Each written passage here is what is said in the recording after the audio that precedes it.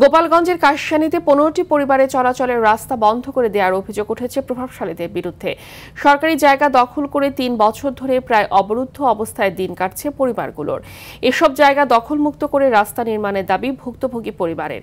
দ্রুত ব্যবস্থা নেওয়ার আশ্বাস দিয়েছে উপজেলা প্রশাসন। গোপালগঞ্জ থেকে আব্দুল মান্নানের তথ্যচিত্রে আরো জানাচ্ছেন আবরার মাহি।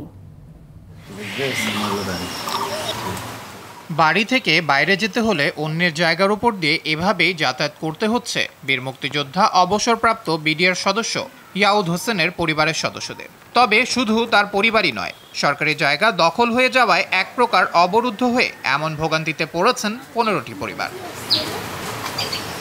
এভাবে যাওয়া আসার পথে অনেক সময় বাড়ির মালিকদের গালমন্দ শুনতেও হচ্ছে তাদের। যাতায়াতের পথ না থাকায় ছেলেমেয়ের স্কুল, কলেজ, বাজার ও প্রয়োজনীয় কাজে বের হতে পারছেন না তারা।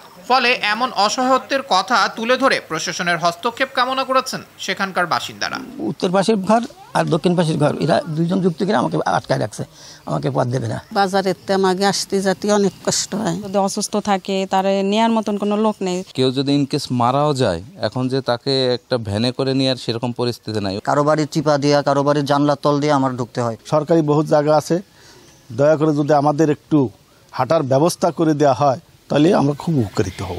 সরেজমিনে গিয়ে দ্রুত সমস্যা সমাধানের আশ্বাস উপজেলা নির্বাহী কর্মকর্তার। আমাদের যদি আশেপাশে কোথাও খাস জমি থেকে থাকে, যদি সেদিকে রাস্তা বের করা যায় অথবা কোন দিক দিয়ে রাস্তা করা যায়, আমরা সেটা দেখে আমরা প্রয়োজনীয় ব্যবস্থা গ্রহণ করব।